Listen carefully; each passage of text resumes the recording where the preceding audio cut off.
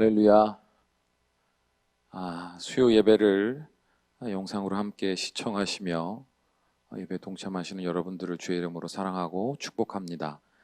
이 시간 먼저 말씀으로 나아가기 전에 찬양을 함께 부르고 나아가겠습니다. 내 모습 이대로 함께 찬양하시고 말씀으로 함께 나아가겠습니다.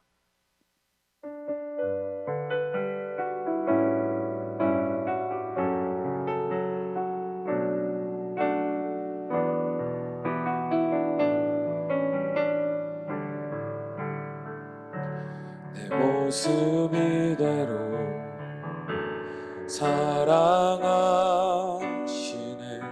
연약함 그대로 사랑하시네.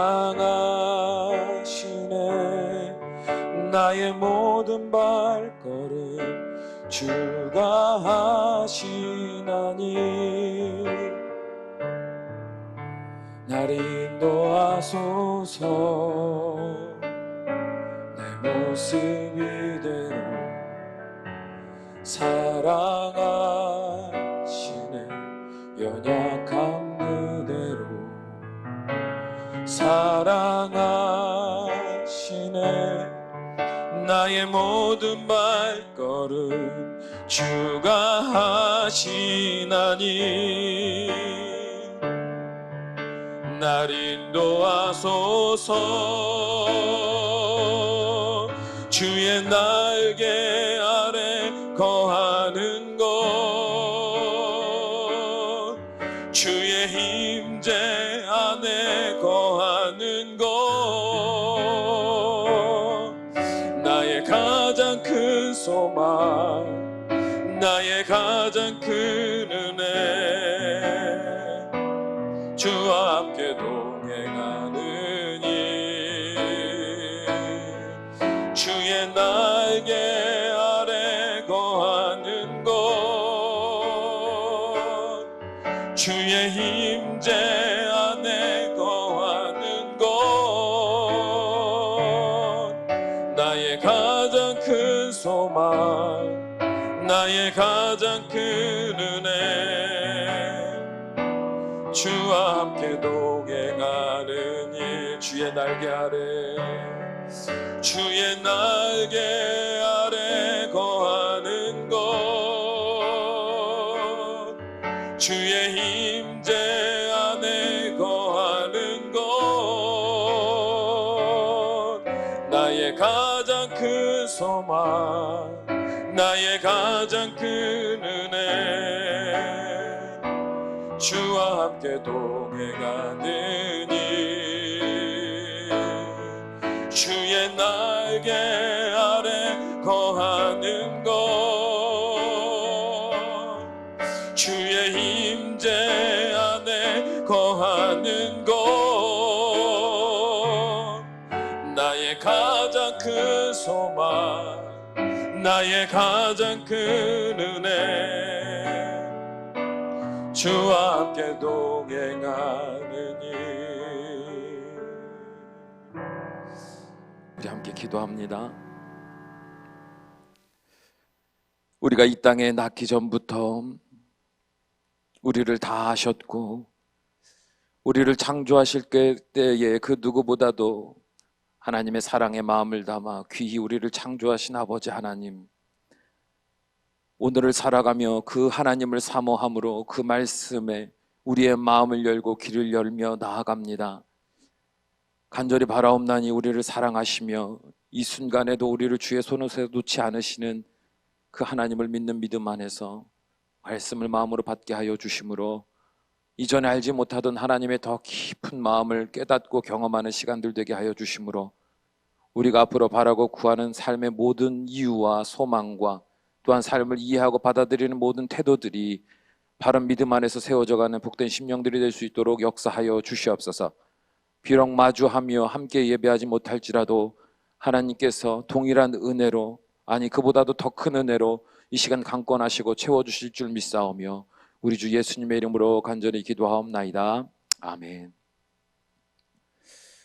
말씀 보시겠습니다. 오늘 함께 보실 말씀은 고린도전서 7장 17절에서 24절까지의 말씀입니다. 고린도전서 7장 고린도전서 7장 17절에서 24절까지의 말씀 제가 받들어 봉독하겠습니다. 오직 주께서 각 사람에게 나눠주신 대로 하나님이 각 사람을 부르신 그대로 행하라. 내가 모든 교회에서 이와 같이 명하노라. 할례자로서 부르심을 받은 자가 있느냐? 무할례자가 되지 말며, 무할례자로서 부르심을 받은 자가 있느냐? 할례를 받지 말라. 할례 받는 것도 아무것도 아니요 할례 받지 아니하는 것도 아무것도 아니로되 오직 하나님의 계명을 지킬 따름이니라. 각 사람은 부르심을 받은 그 부르심 그대로 지내라. 내가 종으로 있을 때에 부르심을 받았느냐? 염려하지 말라. 그러나 내가 자유롭게 될 수 있거든 그것을 이용하라. 주 안에서 부르심을 받은 자는 종이라도 주께 속한 자유인이요 또 그와 같이 자유인으로 있을 때에 부르심을 받은 자는 그리스도의 종이니라. 너희는 값으로 사신 것이니 사람들의 종이 되지 말라. 형제들아, 너희는 각각 부르심을 받은 그대로 하나님과 함께 거하라. 아멘. 오늘 수요예배는 부르심을 받은 그대로라는 말씀으로 함께 나누려고 합니다. 여러분은 살면서 삶의 내적인 부분에 있어서 큰 변화를 경험하신 적이 있습니까? 이 내적인 변화는요, 부정적인 변화가 있을 수 있고 긍정적인 변화가 있을 수도 있습니다. 사람이라면 누구나 그렇다면 어떤 내적인 변화를 꿈꾸겠습니까? 긍정적인 자기 변화를 소망하게 되겠죠. 그리고 시간이 지날수록 삶의 순간들을 경험할수록 더욱더 발전적이고 더욱더 풍성한 열매를 맺어가는 아름다운 내면, 그 긍정적인 내면으로 변화되는 것을 누구나 꿈꾸게 될 겁니다. 그런데 여러분 살아보시니까 어떠세요? 하나님 안에서, 교회 안에서, 예배 안에서 여러분이 시간이 지날수록 우리의 내면이 더욱더 온전하여짐을 경험하십니까? 대부분의 사람들은요, 이런 기대와는 달리 삶을 살아갈수록 더욱 부정적이고 폐쇄적으로 변화되어가는 자신의 내면의 변화를 경험하게 됩니다. 어떨 때는 마음이 이전보다도 더 강팍해져만 가는 것 같기도 합니다. 그래서 유연함과 포용력마저도 상실해가며 뭔가 마음이 냉랭해지고 딱딱해지고, 예전에는 작은 말씀, 사소한 기도의 응답에도 막 감사하고요, 삶의 작은 변화에도 하나님께 감사하고 막 그랬던 우리의 삶이 어떨 때는 보면 이전에보다는 이전의 거는 상상할 수도 없을 만큼 냉랭하고 차갑고 메마르고 부정적이고 예민하고 과격해지고, 뭔가 이전보다는 더 긍정적으로 변해야 되는데 나이를 먹어갈수록 더 소심해지고 마음이 더 완악해져 가는 것을 경험할 수도 있을 겁니다. 그렇다면 여러분, 그 이유가 뭐라고 생각하십니까? 우리는 말씀도 많이 듣고요, 하나님이 원하시는 우리의 삶의 모습도 어떤 것인지 많이 듣고요, 그래서 너무나 잘 알아요. 그런데 잘 아는 만큼 그렇게 살지를 못해요. 잘 살지는 못하는 것을 넘어서서 오히려 이전보다도 더 딱딱해지고 완악한 태도로 굳어져 가는 그 이유가 뭐냐 이 말입니다. 어린 아이들의 모습을 보면 오늘날 우리의 삶에 이런 모습으로 변화되어 가는 이유를 조금은 더 쉽게 이해할 수 있지 않나 생각해 봅니다. 왜냐하면 여러분, 어린 아이들은요, 그냥 있는 그대로를 표현하고요, 순수하기 때문에 그 내면을 잘 관찰할 수가 있어요. 근데 어른이 되면 어린아이와 달라지는 건 아니에요. 어른과 어린아이의 가장 큰 차이점이 있다면 사회적인 경험을 하게 되고 이성적으로 좀 더 많은 지식을 갖게 되고 자기 절제와 판단력을 갖게 되므로 좀 더 성숙한 판단을 하는, 어떻게 보면 다 자란 한 인간으로서 볼 수 있겠지만, 여러분, 이 모든 것들의 가장 기본적인 그 순수한 본능, 우리가 가지고 있는 인간으로서 가지고 있는 그런 내면의 가장 기초적인 것들은요, 여전히 어른들은 가지고 있어요. 그런데 그게 잘 티가 나지 않죠. 잘 감춘단 말이에요. 왜? 어른이 될수록 사회활동을 하고요, 사람들을 만나야 되기 때문에 가면을 쓰는 법을 배워요. 그래서 자기 마음에 어떤 마음이 있는 것을 잘 감출 줄 압니다. 그래서 때때로는요, 내가 왜 그렇게 되는 건지에 대해서, 내가 왜 원하지도 않는 삶을 살게 되는 건지에 대해서 솔직히 잘 모를 수도 있어요. 너무나 가면을 오랫동안 써왔기 때문에 진짜 내 모습이 어떤 건지 잘 몰라요. 그래서요, 어린 아이들의 모습을 보면요, 우리는 오늘 우리의 삶의 모습을 이해할 수 있는 힌트를 얻을 수가 있습니다. 그래서 어린아이의 모습들을 잘 관찰해 보는 것은 좋은 유익이 있다고 생각합니다. 한 이 한 상황을 설정해 볼게요. 유치원에 여러 아이들이 다닙니다. 그리고 한 반에 선생님이 있는데 이 선생님이 고민이 있어요. 왜냐하면 여러 아이들 중에 꼭 두 아이가요, 항상 싸우는 거예요. 하도 거르지 않고 매일매일 싸웁니다. 그 아이들이 주로 싸우는 이유는요, 장난감 때문입니다. 장난감. 서로 이 장난감을 가지고 놀겠다고 치고받고 싸우는 거예요. 오늘도 어김없이 이 두 아이는요, 아주 치열하게 싸웠습니다. 울고불고 난리가 났어요. 선생님은요, 두 아이를 조용히 데리고 갑니다. 훈육하기 위해서겠죠. 그러면서요, 뭐라고 가르쳤을까요? 우리가 잘 아는 대로 가르쳤습니다. 그 누구도 거부하거나 틀렸다고 말하지 않는, 어떻게 보면 사회적으로 누구든지 다 옳다 하는 윤리적인 도덕적인 그 기준에 따라서 이런 조언을 했습니다. 이런 훈육을 했어요. 서로 양보하며 사이좋게 지내라. 우리 그런 얘기 많이 듣지 않습니까? 저도 하루에 수십 번씩 얘기하는데, 서로 양보하고 사이좋게 지내라. 자, 그렇다면 여러분, 아이들이요, 그 두 아이가요, 이 선생님의 말을 듣고요, 마음에 긍정적으로 그것을 받아들이고, 내가 사이좋게 지내고 양보하는 어린이가 돼야 되겠다라는 그런 결단을 통해서 긍정적인 삶의 변화가 일어났을까요? 막 밝게 웃으면서 네 선생님, 저희가 그렇게 살아보도록 노력하겠습니다 이러면서 손 붙잡고 막 화해하고 끌어안고 막, 그 다음 날부터는 행복하게 아름답게 사는 삶이 됐을까요? 아니에요. 선생님이요, 바른 이 말을 했을 때 아이들은요, 분명히 울었을 겁니다. 둘 다 엉엉 울었을 거예요. 그렇다면 여러분, 뭐가 문제일까요? 선생님이 가르친 것이 틀린 겁니까? 아니에요. 이건 틀리지 않았어요. 이거는 분명히 맞는 사실입니다. 근데 아이들은 왜 울을까요? 왜 자신의 그릇된 점에 있어서 바른 것으로 가르치는 것을 받아들이지 못하고 오히려 그 이야기 앞에서, 그 바른 명제 앞에서 왜 눈물을 흘리며 속상했을까요? 이런 생각을 해봤으면 좋겠어요. 한 아이가 있습니다. 이제 싸운 두 아이 중에 한 아이는요, 맞벌이 부모님 집에 살고 있는 외아들입니다. 아침부터 유치원에 와서 밤늦게까지 유치원과 학원을 돌며 퇴근할 부모님을 기다리는 아이였어요. 집에 들어온 부모님은 항상 지친 상태였습니다. 아이를 보면 반갑고 예쁘기도 하고 하지만 아이와 신나게 놀아줄 힘은 이미 없습니다. 그래서요, 이 부모님들은 이 아이에게 미안한 나머지 아이가 사고 싶다는 장난감은 뭐든지 다 사줬습니다. 그날도 어김없이 퇴근한 엄마 아빠의 손에는요, 아이가 갖고 싶다고 했던 장난감이 큰 것이 들려 들어왔어요. 아이는 너무 좋아요. 그리고 그 장난감을 가지고 신나게 막 흥분해서 놀려고 합니다. 그런데 아이가요, 이내 기분이 나빠져요. 왜요? 지금 아이는요, 자신의 손에 있는 장난감이 좋아요. 그런데 더 중요한 건 뭐냐면 이 장난감을 가지고 함께 놀아주는 부모님을 기대했던 거예요.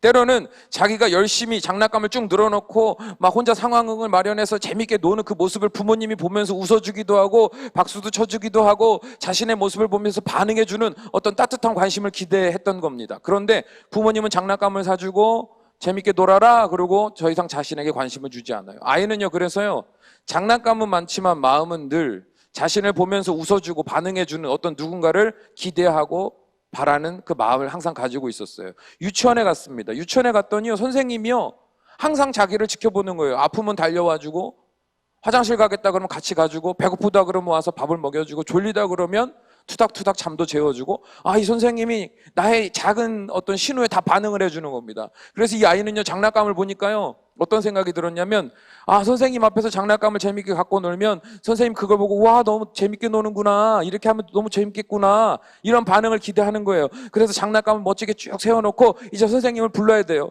내가 노는 모습을 보여줘야 돼요. 근데 다른 내 친구가 와서 그 장난감을 다 뺏어가거나 부셔뜨리거나 그 상황을 다 무너뜨려 버리는 겁니다. 자기도 갖고 놀겠다고. 그래서 아이는 화가 났어요. 왜요? 난 이 장난감으로 선생님과 놀아야 되는데 저 친구가 그걸 막아서는 거예요. 그래서 화가 난 겁니다.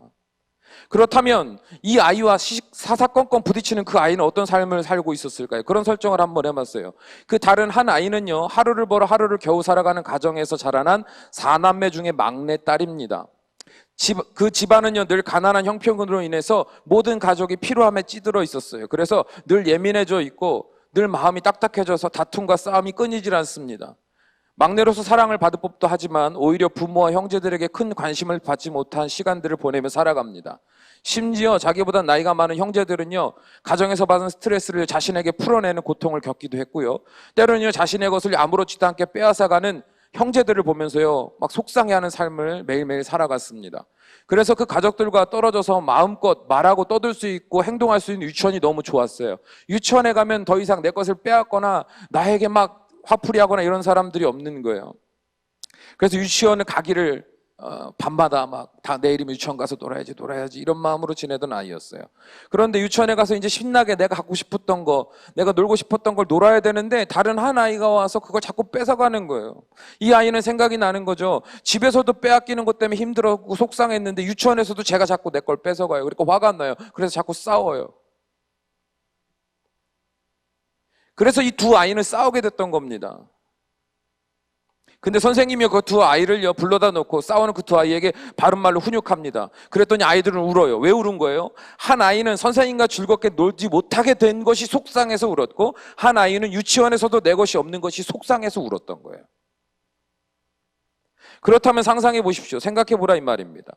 선생님이 이 두 아이가 싸우고 있다라는 현재적인 문제 앞에서 계속해서 앞으로도 책망과 질책의 말을 쏟아낸다면, 그래서 서로 사랑하라고, 서로 이해하라고, 항상 서로 사이좋게 지내라고 계속 아이들을 불러다 놓고 가르치고, 때로는 엄하게도 막 가르치고 막 벌도 세우고 이런 식으로 아이들을 대한다면 아이들의 그 내면은요 긍정적으로 변화될 수 있을까요?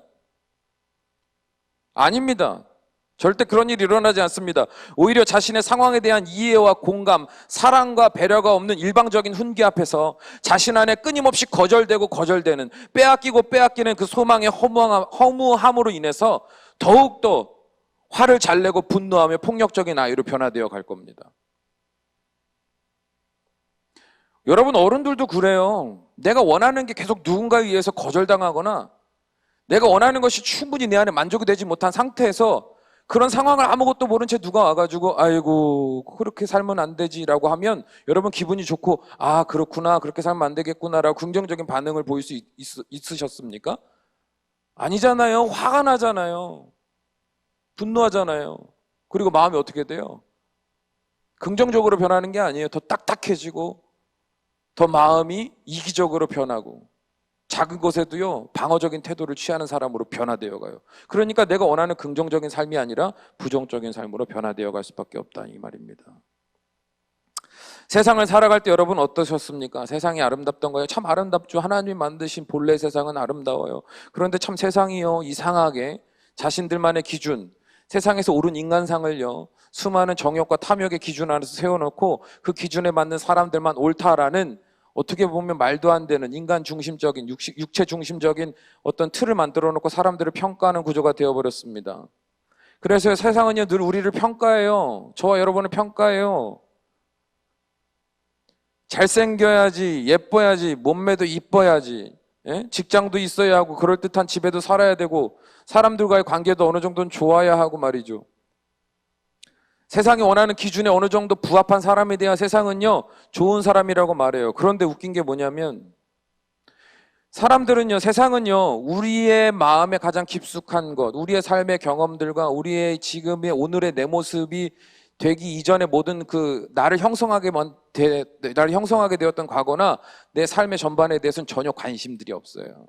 그냥 그들의 눈에는요 오늘 네가 어떤 모습이냐 이거예요.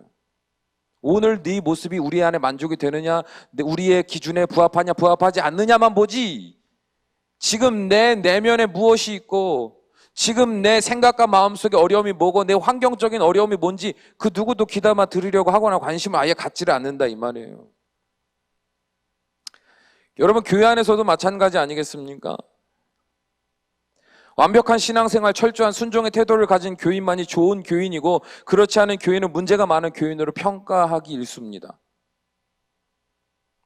그러면 그럴수록 사람들은 어떻게 변화될까요? 세상에서나 교회 안에서나 긍정적인 사람으로 변화될까요? 물론 그런 사람들도 있어요. 긍정적으로 변화되려고. 왜요? 이것도 엄밀히 따져보면 긍정적으로 변화되어지는 내 모습이 인정받고 싶기 때문에 긍정적으로 변하려고 노력하는 사람들이 있을 수는 있습니다. 결국은 뭐예요? 인정받고 싶은 거예요. 사람들에게. 그러니까 더 열심히 하는 겁니다. 그런데요, 마음과요, 행동이요, 같이 하나 되어 있지는 않아요. 몸은 분주하게 세상 안에서나 교회 안에서나 가정 안에서나 열심인데 마음은요, 늘 외롭고 쓸쓸하고, 마음은 공허해요. 열심히 사는데 주변에서 다 잘 살고 있다고, 대단하다고, 좋은 사람이라고, 신앙 좋다고 평가하는데 늘 내 마음은 공허하고 허전해요. 왜요? 나는 부정적인 사람으로 평가받고 싶지 않아서 긍정적으로 살려고 노력할 뿐이지, 내 마음의 진심으로 자유롭고 행복한 어떤 긍정의 방향성을 가지고 있는 게 아니기 때문에 그렇습니다. 나를 향하여 늘 일방적인 평가, 일방적인 기준을 가지고 바른 것으로 억압하고 통제하려는 그 수많은 주장들과 근거들 앞에 사람들은요, 점점 마음이 부정적으로 변해갑니다.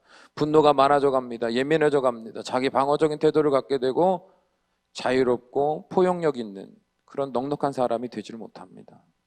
그렇다면 성경은 우리에게 어떤 삶을 살아가라고 이야기합니까? 크게 두 가지로 생각해 봐야 될 겁니다. 먼저는 다른 일을 대할 때 우리의 자세가 어떠해야 하는가, 그리고 스스로 이 세상을 살아갈 때 가져야 할 태도가 무엇인가에 대해서 우리는 살펴보려고 합니다. 바라기는 오늘 말씀을 통해서 여러분 스스로가 건강한 그리스도인으로서 긍정적인 내적인 변화를 경험할 수 있는 사람들이 되기를 바라고요. 또한 그런 여러분을 통하여 많은 사람들이 긍정적인 영향력을 받아서 여러분이 가는 곳곳마다 선한 열매들이 맺어져 가기를 먼저 주의 이름으로 축원합니다. 오늘 우리가 본 말씀을요, 그 단락만 떼어 본다면 고린도전서 7장 17절에서 24절의 말씀, 이 한 단락만 딱 떼서 본다면 우리는 이런 해석을 쉽게 할 수 있을 겁니다. 20절의 말씀, 각 사람은 부르심을 받은 그 부르심 그대로 지내라. 24절, 형제들아 너희는 각각 부르심을 받은 그대로 하나님과 함께 거하라. 이 20절과 24절의 말씀을 중심으로 해서 이런 해석을 할 겁니다. 여러분 하나님께서 부르신 그곳, 보내신 그곳에서요, 하나님 맡기신 그 사명의 역할에 최선을 다하십시오. 하나님이 그런 삶을 살아가는 자들을 기뻐하십니다, 사랑하십니다, 뭐 이렇게 해석할 수도 있을 겁니다. 이 단락만 보면요. 그런데 고린도전서 7장의 전체 내용을 함께 보면 감추인 진리를 더 명확하게 세밀하게 발견할 수 있고 실제적인 삶에 적용할 수 있는 적용점도 명백하게 구별하여 발견할 수가 있습니다. 먼저 1절에서 7절의 말씀은 무엇에 대한 말씀입니까? 부부 생활의 원칙에 대한 교훈을 기록하고 있습니다. 그런데요, 이 단락을요, 그냥 부부 생활이라고 말하기보다 이 이야기의 핵심은요, 단순히 부부 생활이 아닌 성욕에 대한 문제로 우리는 볼 수 있어야 됩니다. 성욕. 그러니까 무슨 말을 하는 거냐면 곧 건강한 결혼 생활을 통해서 인간이 가진 성적인 욕망을 지혜롭게 해결하는 것이 독신으로 살면서 행하는 문란한 성생활을 막을 수 있는 방법이라고 지금 사도 바울은 말하고 있는 거예요. 여기서 오해하지 말아야 될 것은요, 사도 바울이 결혼을 단순히 성 문제의 해결을 위한, 욕구를 풀기 위한 도구로서 결혼을 이야기한 게 아닙니다. 그는요, 인간이 가진 성적인 욕망을 부정하지 않고요, 그 자체를 하나님이 정하신 거룩한 가정에서 아름답게 해소해가는 것, 거룩하게 해소해가고 해결해가기를 권고하고 있는 겁니다. 여러분도 잘 알다시피 당시 고린도 지역은요, 문란한 성생활로 늘 문제가 많았습니다. 그래서요, 어떤 무리들이 있었냐면 극단적인 사람들이 출몰하기 시작했어요. 바로 금욕주의자들입니다. 그래서 문란한 성생활로 물들어버린 그 성욕에 노예되어버린 그 몸을 통제하기 위해서 철저하게 아주 일절의 모든 성적인 활동이나 성적인 욕구를 철저하게 차단하는 거예요. 금욕적인 사고. 그렇다면 여러분 한번 생각해 볼까요? 하나님이 보실 때 우리에게 주신 이 성적인 욕망을요, 우리가 참고 지내는 것을 하나님이 거룩하다 말씀하실까요?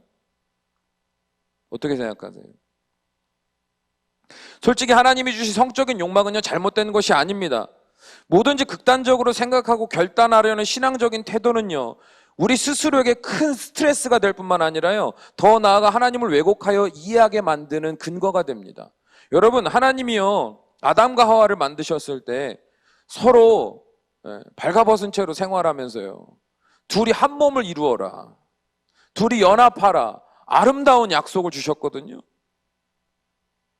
만약에 하나님이 성욕을요, 더러운 것, 추한 것으로 생각하셨다면 아담과 하와를 만들지 않으셨을 수도 있잖아요. 아담과 아담을 만드시든지, 아니면 아담과 하와를 만들어 놓고 막 못 벗고 다니게 막, 니네 옷 안 입고 다녀? 뭐 서로 어딜 쳐다보는 거야? 손을 왜 잡아? 막 이러셨겠죠.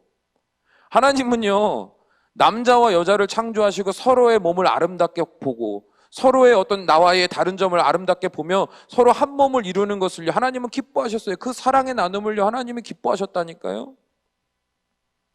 단지 무엇이 문제입니까? 성적인 쾌락만을 위해서 상대방을 이용하려는 태도가 문제라는 거예요. 이것은요, 의 음란함은요, 스스로 몸과 영혼을 더럽히는 일일 뿐만 아니라 상대방의 몸과 그 영혼도 파괴하는 행동이기 때문에 하나님은요, 이 성적인 쾌락만을 위한 모든 행동들을 철저하게 금지하셨던 거지, 인간이 가지고 있는 본연의 그 성욕을요, 하나님이 막 억지로 막 안 된다 이렇게 말씀하신 적은 없다 이 말이에요. 그러므로 사도 바울은 이렇게 얘기하는 거예요. 너희 안에 있는 성욕 자체가 물론 문란한 성생활로 이어져서 교회 안에 문제가 되고 사회적인 문제가 돼서 너희들은 하나님 앞에 거룩하게 살고 싶지, 그래서 너희들 스스로 너희들이 그 성욕을 절제하려고 하고 금욕적인 삶을 살려고 하는데, 아니야. 너희들에게 주신 그 성욕은 각자에게 나눠주신 그대로 너희들이 갖고 있는 건 나쁜 게 아니야. 단지 그것을 가지고 음란하게 풀어내려고 하고 어떻게 스스로 극단적으로 절제하려고 하지 말고 하나님 이루게 하신 아름다운 가정을 이루어 서로 사랑하며 아름다운 그 성취를 이뤄가는 삶을 살아가는 것이 가장 좋은 거야 라고 말하고 있는 겁니다. 우리는 여기서 사도 바울의 어떤 태도를 한 가지 발견할 수 있는데, 그건 뭐예요? 각 사람이 가진 욕망을 있는 그대로 인정하고 있다라는 겁니다.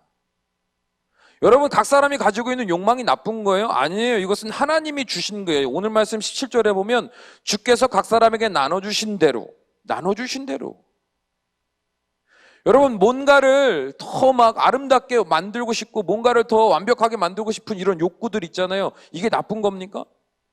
더 좋은 집에서 살고 싶고 더 맛있는 걸 먹고 싶고 더 편안하게 쉬고 싶고, 여러분, 더 많은 것을, 더 좋은 것을 갖고 싶은 욕구가요, 나쁜 거예요?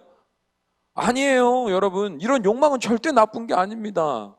이런 욕망이 있었기 때문에 우리 인류는 발전할 수 있는 거고요. 우리는 이전에 어려운 삶을, 역경을 디뎌내고, 그러니까 그 역경을 발판 삼아 좀 더 긍정적이고 희망적인 미래를 소망할 수 있게 되는 거예요. 만약에 이 모든 욕구가 사라졌다고 생각합시다. 그럼 어떤 세상이 될 것 같으세요? 아마 원시 시대의 어떤 수준을 벗어나지 못했을 거예요. 뭐 좀 더 좋은 석기 문화에서, 그죠? 청동기, 철기 막 이런 문화의 발전도 없었을 거예요. 그냥 뭐 손에 잡히는 대로 먹고 아무 데서나 자고 뭐 그냥 그렇게 살았겠죠. 여러분, 하나님은 어떤 분이세요? 세상을 창조하실 때 그냥 대충 그냥 이렇게 대충 짓고 그냥 적당하네 이러셨어요? 아니에요. 하나님이심에도 불구하고 하나님은 최선을 다해서 가장 아름답고, 그죠? 가장 완벽한 조화를 이루어내는 그 아름다운 세상을 창조하셨거든요. 하나님 스스로도요, 모든 일에 있어서 더 나은, 더 아름다운, 더 최선의 것을 항상 생각하시며 만드셨잖아요. 여러분, 하나님이 우리에게 주신 욕구는 절대 나쁜 것이 아닙니다. 그런데 여러분, 이 욕구를요, 우리는요, 나도 모르게 어떻게 생각해요? 스스로 자꾸 없애려고 그래요. 그 욕구를요, 막 내 안에 욕망이, 내 안에 본능이 솟아 올라오는 것을요, 상당히 막 죄로 여기고 막. 여러분, 그런 마음을 가지고 율법적으로 스스로 그 모든 욕망을 다 짓누르고 살아가는 것, 여러분, 그렇게 살아갈 때 하나님이 기뻐하실 것 같다라는 나도 모르는 내 안에 무의식적 기준이 얼마나 많은지 여러분 아십니까? 그러니까요, 이 스스로가 모든 욕망을요 다 죄로 취급하고 아예 철저하게 절제하고 못 본 척 하려고 하는 이 애쓰는 태도들이요, 다 내 영적 스트레스가 돼요. 그리고 심지어 하나님을 원망의 도구가 되기도 합니다. 하나님은 왜 나한테 이것도 하지 말고 저것도 하지 말라고 그러세요? 하나님이 언제 그랬어요? 하나님 그러신 적 없잖아요. 생육하여 번성하여 땅에 충만하라. 내가 그의 나라와 그의 의를 구하라. 그리하면 이보다 너희들의 모든 필요를 아시는 주님께서 그보다 더하여 주시겠다. 더하여 주시겠다. 어느 부모가 자식에게 좋은 걸 주고 싶지, 떡을 달라 하는데 돌을 줍니까? 아니잖아요. 좋은 걸 준단 말이에요. 우리가 착각하는 거예요. 그 누구도 그 어떤 십자가의 복음도 말하지 않은 모든 욕망을, 모든 욕구를 스스로가 막 없애려고 하는 그런 이상한 논리를 가지고 스스로가 율법주의자와 같이 신앙생활을 한다 이 말이에요. 그러니까 늘 스트레스죠. 늘 가면 써야 되고, 스스로의 어떻게 보면 순전한 하나님이 주신 아름다운 욕구들도 다 죄악 취급하고, 그러니 여러분 삶이 행복하겠습니까? 물론 사도 바울이 말하는 거는 뭐예요? 그럼 내 욕구대로 욕망대로 살아라 이겁니까? 아니에요. 하나님이 나눠주신 그대로 살아라. 그런데 각 사람을 부르신 대로 행하라. 부르신 대로 행하는 건 뭐예요? 예수 그리스도 안에서 욕망에 노예되지 않고 육신의 소욕을 따라 죄의 소욕을 따라 살아가지 않도록 우리를 구원하신 그 예수 그리스도의 은혜, 그 구원의 은혜, 그 하나님의 놀라운 구원의 자리에 우리를 부르신 그 은혜를 따라 살으라는 거예요. 그러니까 이미지를 그려보면 우리의 삶의 전체는요, 예수 그리스도의 구원으로 말미암은 새로운 삶, 하나님의 나라, 하나님의 말씀, 하나님의 거룩하신 뜻이 우리의 삶의 전체를 감싸고요, 우리는 그 안에서 원하는 대로 마음껏 살 수 있다 이 말이에요. 말씀을 벗어나지 않는 것. 여러분 이거 고민해 봐야 될 겁니까? 어려운 거 아니잖아요. 뭔지 모르겠는데요. 쉽게 생각해 보세요. 여러분 나에게 만약에 1,000만 원이 있어요. 1,000만 원이 갑자기 내가 돈이 생겼어요. 그럼 1,000만 원 가지고 여러분 뭐 하실 거예요? 예? 1,000만 원 가지고 할 수 있는 게 뭐 많지만 너무 작은가? 하여간 막 돈을 내가 원하는 만큼 얻었다고 생각하세요. 그 돈 갖고 뭐 하실 거예요? 다 하나님께 막 헌금하고 뭐 건축 헌금 내고 하나님이 야 대단하다 막 네가 최고다 이러시. 물론 상황에 따라 그러실 수도 있겠지만 하나님이요 그만큼 우리에게 물질의 복을 부어주신 거는요 그 뜻이 있는 거예요. 그러면 생각해 보세요. 그 무조건 다 막 라면 끓여 먹으면서 남은 돈은 다 어려운 사람 나눠주고 아니라는 거죠. 여러분이 사고 싶은 거 사세요. 여러분이 노력해서 얻은 거잖아요. 하나님이 여러분의 노력에 대하여 주신 보상이잖아요. 선물이잖아요. 그럼 열심히 하고 싶은 거 사세요. 대신 무엇이 하나님 뜻입니까? 여러 가지로 말하고 있을 수 있겠지만 첫째로 그 물질을 즐기느라고 하나님 앞에서 멀어지지 않도록 노력하는 거. 또 그 물질을 나만을 위해서 쓰지 않고 하나님의 뜻대로 함께 나눌 수 있고 도울 수 있는 상황이 있는지 없는지를 면밀하게 관찰하며 기도하는 태도. 세 번째, 내가 이미 있는 것을 더 많은 것을 더 욕심과 탐욕을 따라 살지 않고 아름다운 소비를 할 수 있도록 검소하게 내 삶의 모든 소비에 대해서 철저하게 잘 감시하며 쓸 것. 여러분 이 태도가 잘못된 겁니까? 아니잖아요. 가장 기초적인 어떻게 우리가 모르는 게 아니라 다 의식하면 할 수 있는 것들이에요. 그 안에서 행복하게 그냥 사세요. 그게 하나님의 순리입니다. 여러분 사도 바울이요 지금 태하는 이 태도들 여러분 우리에 있는 그대로의 욕구를 받아주는 것. 여러분 이것을 우리가 인정할 때 하나님이 다르게 보이고요. 세상을 살아가는 게 즐거워질 수 있는 거예요.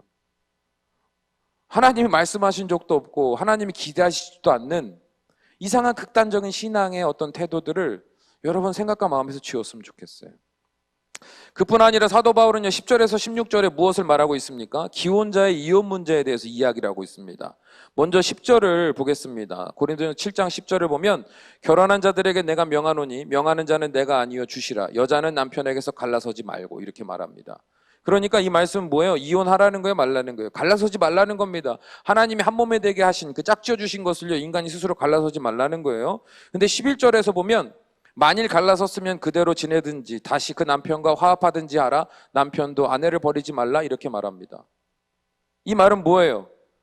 이미 이혼한 사람들이 있으면 갈라서게 된 그대로 홀로 지내든지 아니면 돌아가서 서로 화해할 수 있다면 화해하고 서로 합하여 살아가라 이렇게 말하는 겁니다.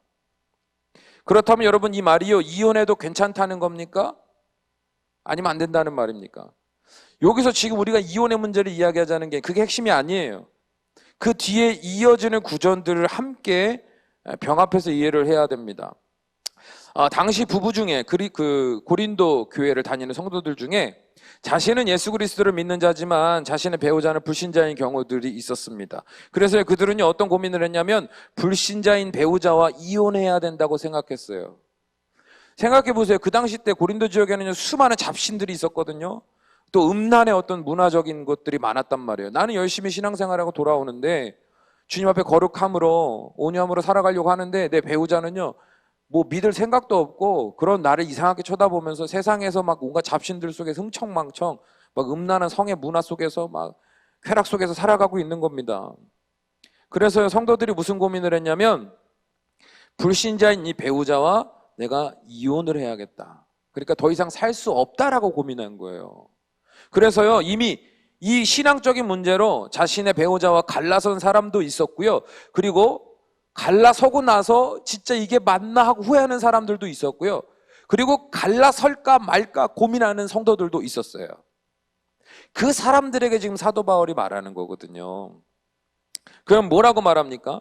하나님을 믿지 않는 남편이 만약에 믿는 아내로 인하여 거룩하게 되고, 반대로 믿지 아니하는 아내가 하나님을 믿는 남편으로 인하여 거룩하게 될 수도 있다. 너희들의 힘과 능력이 아니라 하나님이 너희들을 축복의 통로, 구원의 통로 삼으셔서 하나님을 믿지 않는 배우자들을 구원하시고 거룩하게 하실 수도 있다. 그러니까 너희는 그 소망을 가지고 불신자인 배우자와 이혼하려고 하는 결단을 하지 말라, 이렇게 이야기하는 거예요. 그렇다면 이혼하지 말라 이렇게 딱 결론졌냐? 그게 아닙니다. 15절에 보면 혹 믿지 않은 자가 갈리거든 갈리게 하라. 형제나 자매나 이런 일에 구애될 것이 없느니라. 그러나 하나님은 화평 중에서 너희를 부르셨느니라, 이렇게 말합니다.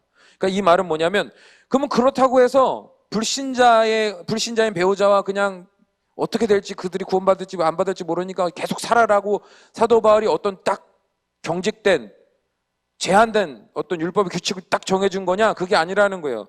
그럼에도 불구하고 믿지 아니하는 자로 인하여서 너희가 너무 힘들면 갈라설 수밖에 없다면 그렇게 해라. 그러나 어떻게 하라는 거예요?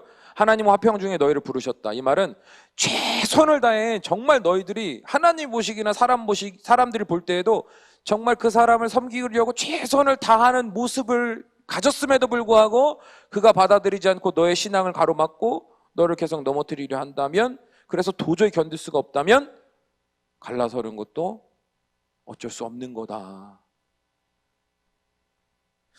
여러분, 우리가 여기서 집중해서 보아야 할 것은요, 이혼의 문제가 아닙니다. 각 가정의 다양한 환경에 놓인 성도들을 향한 바울의 태도입니다. 그는 엄격한 율법적인 내용을 근거로 절대적인 신앙의 태도를 강요하지 않았습니다. 그들의 상황과 처지를 이해하며 그들에게 필요한 복음의 핵심을 잘 전달하며 그들로 하여금 스스로 선택하고 책임질 수 있는 태도를 가르치고 있는 거예요. 일방적인 하나의 교훈을 가지고 모든 성도를 가두려 하지 않았다, 이 말이에요. 여러분 생각해 보세요. 우리가 지금 뭐 같은 성도 안에 예배드리고 서로 마주보고 서로 이렇게 함께 신앙생활을 하지만, 여러분 가정의 형편이요, 저 사람의 가정의 형편이 나의 가정의 형편과 같다고 생각하십니까? 모든 가족이 예수님을 믿는 환경에서 자란 이들은요, 홀로 신앙생활을 하는 이들의 마음을 잘 이해하지 못할 때가 많습니다. 주일에 예배 가는 것조차 눈치가 보이고 마음이 힘들 수밖에 없는 사람들을 잘 이해하지 못한다, 이 말이에요. 여러분 그 차이를 아십니까? 나는 어렸을 때부터 눈 뜨면 엄마 아빠가 교회 가자, 뭐 우리 형제들도 다 같이 교회 가서 사역도 하고, 그냥 우리는 원래 그렇게 자라난 집안이에요. 그러니까 당연한 거죠. 예배 가고 뭐 교회 안에서 온 가족이 헌신하고 뭐 이런 거 당연한 거예요. 그런데 여러분, 혼자 신앙생활하는 사람은요, 그게 당연한 일이 아니에요. 열심히 기도하고 예배하고 은혜 받고 집에 돌아갔는데 너 지금 몇 시야? 왜 그딴 데를 다니냐? 내 배우자가, 내 부모가, 내 형제가, 내 친구들이. 여러분 홀로 신앙생활하는 나를 어떻게 볼까요? 정상으로 안 봐요. 쓸데없는 짓 하는 사람으로 보지. 근데 그들과 함께 살아간다는 거 상상해 보신 적 있습니까? 주일날 예배 하루 지키는 것도 정말 힘든 사람들이 있을까요? 없을까요? 분명 있어요. 교회 가고 싶어도 삶의 형편이 어려워서 새벽부터 밤늦게까지 쉴 새 없이 아주 그냥 막 쓰러져 잠들기 직전까지 일해야만 하는 사람들, 가족들 때문에 눈치 보고 마음껏 신앙생활하지 못하는 사람들 분명히 있어요. 그런데 여러분 생각해 보세요. 그런 사람들을 앞에다 두고 너희들의 적극적이지 못한 신앙의 태도가 문제다. 너희들은 믿음 없는 자다. 하나님의 복을 받을 만한 자격이 없는 자다라고 손가락질하며 만약에 그들에게 바른 것으로 가르친답시고 다그치면 여러분 그들이요 마음이 어떨 것 같으세요? 아멘, 내가 더 열심히 하겠습니다가 될까요? 크게 더 낙심할 겁니다. 교회 와서도요, 하나님을 사랑함으로 막 자유롭게 기쁘게 나오는 교회가 되는 게 아니라 눈치 보는, 나를 어떻게 볼까, 어떻게 평가할까. 여러분, 그런 마음으로 계속 낙심하고 힘들면 그 마음이 계속 그렇게 거절당하고 이해되지 못하고 공감되지 못한 채 신앙생활을 하면 여러분, 누가 어떻게 그 신앙생활을 버틸 수 있습니까? 물론 충분히 신앙생활을 할 수 있음에도 불구하고 게으름을 피운다거나 하나님이 주신 마음의 확신도 있고 하나님이 주신 은혜가 자기 안에 충만한 것도 알매도 불구하고 모든 것을 순종하여 최선을 다하는 게 아니라 자기 마음대로 행동하고 다른 짓 하는 사람들, 그런 사람 따끔하게 혼나야죠. 말씀으로 질책을 받아야 마땅합니다. 그러나 그렇지 않은 사람들도 분명히 많다는 거. 그러므로 우리는요, 사도 바울의 모습에서 무엇을 볼 수 있어야 합니까? 그는 먼저 인간이 가진 본능에 대해서, 그 욕구에 대해서, 하나님이 우리에게 주신 그 순수한 모든 인간다움에 필요한 모든 욕망들에 대해서 극단적인 태도를 취하지 않았다는 거예요.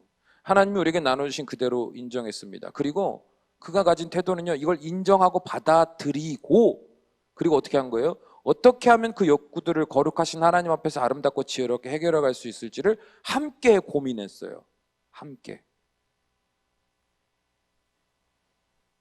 또한 그뿐 아니라 그는 각 지역에 있는 교회의 상황과 그 안에 있는 성도들의 삶의 모습을요, 세밀하게 이해하려는 태도 안에서 그에 맞는 말씀들을 잘 씹어서 먹여주고 그들의 연약함을 품어주려는 태도를 보여주고 있습니다.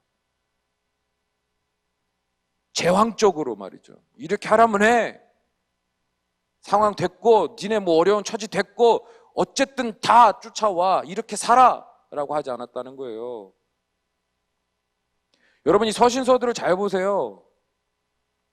그 교회 당시의 상황, 그들이 교회 안에 성도들 간에 오고 갔던 말들, 그 안에 일어났던 사사로운 사건들, 그들이 지금 무엇에 빠져 있고 무엇을 버렸고 지금 누구를 중심으로 교회가 어떻게 어떤 사정에 있고 그 안에 성도들은 어떤 형편이고, 여러분 이걸 다 안 상태에서 이 편지를 쓴 거지. 아무것도 모르면서 그냥 교회에 좀 뭐 분쟁이 있대요. 그러니까 막 뭣도 모르면서 야 니네 싸우지 마, 하나님이 기뻐하시겠냐, 회개해라, 용서해라, 사랑해라, 막 이렇게 쓰지 않았다고요. 같이 그들의 마음을 이해하고 공감하고 바른 것으로 질책할 건 질책하고 함께 풀어갈 것은 그러면 어떻게 풀어가야 될지를요, 그들의 입장과 상황에 맞게끔 기도하며 말씀으로 아주 잘게 쪼개서 그들에게 전해주고 있는 게 서신서예요. 바울의 이런 모습은요, 예수님이 보여주신 모습에서도 발견할 수 있습니다. 예수님이 제자들을 부르실 때, 병자들을 만나셨을 때, 세리와 창녀들을 만났을 때도 예수님은 어떤 모습을 보하셨어요? 일방적인 복종과 극단적인 절제를 강요했습니까? 나 따라오려거든 너들 다 버리고 다 그만두고 철저하게 나만 쫓아와. 이렇게 해석하는 사람들이 있더라고요. 여러분, 그렇게 해석하면 안 됩니다. 예수님이요, 그들과 함께 동행하시기 위해서는요, 그들이 첫 부름받은 자들로서 자신의 삶에 매여서는 직계 제자로 하나님의 사도로서 이제 부르심을 받은, 어떻게 보면 귀한 사명을 감당할 수 없는 지경이기 때문에 그들은 특별히 초청을 받고 특별히 모든 것에서 벗어나는 삶으로 어떻게 보면 삶이 그렇게 정하여지고 그 삶에 순종한 것 뿐이에요. 예수님이 그들과 함께 다니실 때 어떻게 했어요? 그들의 모든 마음의 작은 변화를 다 아셨어요.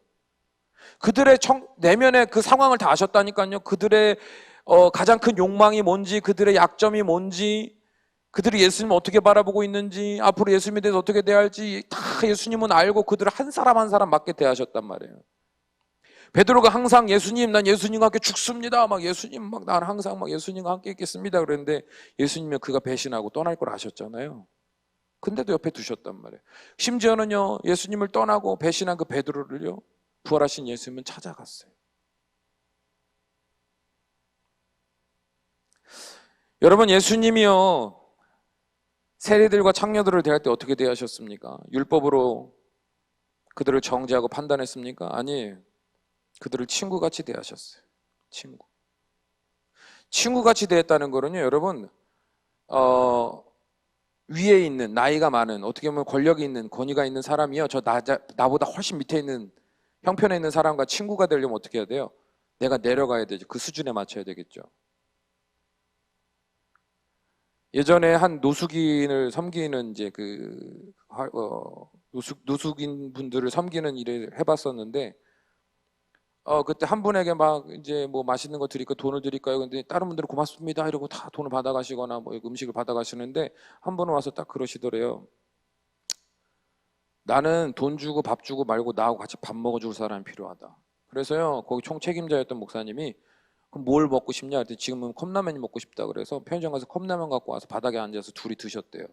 그랬더니 그분이 울면서 자신의 마음을 열고 이제 더 긍정적인 어떤 삶의 변화들을 경험해가는 과정들이 있었다는 이야기를 들었거든요. 여러분 친구가 된다는 건요 그만큼 내가 바닥에 앉아서 그것이 더럽던 누추하던 그곳에 앉아서 함께 할 수 있을 마음이 있느냐. 예수님은요 세리와 창녀들의 친구가 되셨어요. 그들의 형편 안으로 내려가셨다 이 말이에요. 그러니까 이들이 예수님이 이 소외된 자들 어떻게 보면 사회적으로 율법적으로 정죄당하고 무시당하고 격리당하던 자들이 예수님 바라볼 때 어떤 눈으로 바라봤을까요?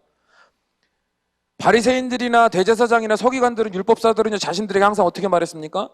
너희들은 더러운 자다. 하나님의 거룩한 은혜 안에서 제외된 자다. 저주받은 자다. 너희들은 우리 공동체의 암과 같은 존재들이다. 항상 손가락질하고 사람들이 침뱉고 그러면서도 자기들이 이용해 먹고 어떻게 보면 마음이 또 강팍해지고 부정적으로 변해가고 마음이 또 딱딱해져가는 그 시점에 예수님이 오셔서요 어떻게 하신 거예요? 내가 그럴 수밖에 없는 나인 것을 예수님은요 다 이해해 주신 거예요. 공감해 주신 거예요.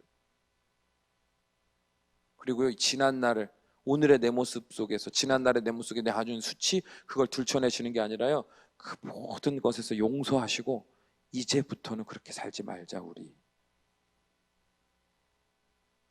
나를 공감해 주고 이해해 주고 나를 수치스럽게 나를 더러운 죄인 취급하신 게 아니라 그럴 수밖에 없는 나, 그러나 앞으로 달라질 수 있는 나로 예수님을 바라보신 거죠. 나를 이해해 주고 공감해 준 거예요. 여러분 그때에 그들의 마음은 열린 겁니다. 그리고 주님의 말씀에 자신의 모든 마음을 쏟아놓고 긍정적인 삶의 변화의 방향성을 잡을 수 있었던 겁니다. 오늘 본문의 말씀처럼 여러분 그리스도인의 삶은 각 사람에게 나눠주신 그대로 하나님이 각 사람 부르신 그대로 살아가면 되는 겁니다. 어렵지 않습니다. 유대인이든 이방인이든 억지로 율법이라는 틀 안에 자신을 맞추는 삶이 아닌 나를 구원하신 하나님의 복음 안에서 오늘 나의 자신의 처지를 인정하고 최선을 다해서 하나님의 뜻을 따라서 살아가려는 태도를 가지면 된다 이 말이에요. 종이든 주인이든 하나님이 주신 환경 안에서 최선을 다하되 더 나은 신분을 얻기 위해서 노력하는 열정을 가지고 살아가면 된다 이 말입니다. 여러분 우리의 삶도 마찬가지예요. 스스로 거룩한 신앙인이 되겠답시고 더욱 율법적으로 완벽한 그리스도인의 모습을 꿈꾸기보다는 오늘 하루 순간마다 나를 사랑하시고 이해하시고 바른 길로 인도하시는 성령 하나님을 믿음으로 나의 삶을 가지고 자유롭게 이야기할 수 있는 삶을 꿈꿨으면 좋겠습니다. 여러분 우리가 얼마나 더 노력해야 하나님 앞에 흡족하고 우리 스스로도 흡족하게 여길 만한 거룩하고 완벽한 그리스도인이 될 거라고 생각하세요? 뭘 얼마나 더 해야 될까요? 우리가 무슨 일을 하든 우리 스스로 어떤 행위를 스스로 어떻게 노력해 가든 그래서 뭘 바꾸고 어떻게 노력해서 자기 계획대로 성취하든 안 하든 여러분 우리는요 하나님 앞에 스스로의 의로 거룩해질 수 없는 사람들이에요. 하나님 앞에 거룩한 사람은 어떤 사람이에요?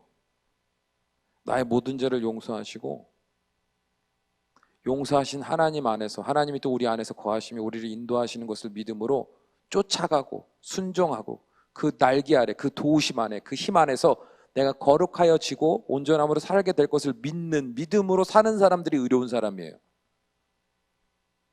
그게 그리스도인이고 그게 복음의 힘입니다. 여러분 자꾸 더 율법적으로 완벽해지려고 하지 마십시오. 그렇다고 너무 방종의 삶을 살라는 얘기는 아니에요. 여러분 그런 식으로 머리가 이렇게 돌아가고 생각이 되고 있다면 여러분 그건 여러분이 다 느끼잖아요. 못 느끼지는 않죠. 우리가요 그리스도 안에서 그리스도 예수 안에서 성령 하나님의 인도하심 안에서 우리에게 주신 것을 자유롭게 살되 항상 주의 말씀과 또 말씀 안에서의 기도와 또 내 안에 작은 문제도 수시로 깨어 성령님께 아뢰며 도우심을 구하며 살아가는 이 영적인 훈련, 이 믿음의 성숙한 태도를 가지고 살아갈 때 우리는요 무엇을 하든 자유로울 수 있습니다. 무엇을 하든 죄와 사망의 권세로 넘어가지 않을 수 있고 무엇을 하든 사람들의 눈빛과 평가와 기준에 주눅들지 않고 무엇을 하든 하나님이 주신 것을 따라 행복하고 아름답게 살 수 있을 거예요. 여러분 그 삶을 살아가는 사람이 하나님을 바라볼 때 어떻게 보일까요? 하나님이 비로소 하나님이 제대로 보이는 거죠. 비로소. 내 모든 삶의 아름다운 그 욕구들, 본능들대로 하나님 주신 그대로 하나님 부르신 곳에서 하나님이 영과 육의 모든 삶을 채워가시는, 기도하면 응답하시는, 때로는 내가 잘못된 길로 가면 나를 질책하시고 나를 책망하셔서 바른 길로 인도하시는 그 하나님의 큰 사랑을 비로소 발견하게 되는 거예요. 그러니까 얼마나 행복합니까? 억지로 눈치 보고 하는 게 아니에요. 인정받으려고 하는 게 아니에요. 그냥 내가 좋아서 하는 거지. 하나님 때문에 감사해서. 사랑하는 성도 여러분, 여러분 각자의 삶에서, 가정에서, 직장과 교회에서 우리의 삶을 스스로 율법의 기준 안에서 제한하고 억누르고 통제하려고 하지 마십시오. 하나님이 주신 그대로 부르신 그 환경 안에서 자유롭고 행복하게 살되 우리를 주의 보혈로 사신 그 은혜를 바라보며 하나님 보시기에 지혜롭고 아름다운 선택을 하여 기쁨의 순종을 할 수 있는 믿음의 성숙한 사람이 될 수 있도록 기도하시기 바랍니다. 믿음이 자랄수록 우리는 더 자유롭고 그리고 더욱 거룩하게 살아가게 될 것입니다. 또한 그런 우리의 삶의 경험은 다른 이들을 더욱 깊이 이해하고 인내함으로 사랑할 수 있는 이유가 되어서 우리는 더 많은 사람을 주님의 마음으로 품고 받아들일 수 있는 넉넉한 사람들이 될 것입니다. 그리고 그 많은 사람들은 여러분의 삶을 통하여 여러분의 모습을 보면서 예수님을 보게 되고 하나님의 사랑을 보게 되고 천국의 아름다운 모습을 보게 될 겁니다. 우리 모두가 하나님이 주신 그대로 하나님 부르신 그 모든 것을 가지고 그 자리에서 그럴 수 있고 이해하고 받아들이며 또한 우리에게 주신 은혜를 두렵고 떨림으로 잘 지키고 순종하고 주신 것들을 감사함으로 누리며 복된 인생들 살아가시기를 주님의 이름으로 축원합니다. 기도하시겠습니다. 사랑과 은혜가 충만하신 우리 아버지 하나님, 오늘도 우리를 사랑하시기에 우리의 모든 필요를 아시기에 우리가 필요로 하는 모든 것들을 채워가시는 하나님이신 줄로 믿습니다. 또한 우리의 삶에 필요한 것들을 구할 때 하나님은 기쁨으로 들으시며 다 채우시고 응답하시는 하나님이신 줄로 믿습니다.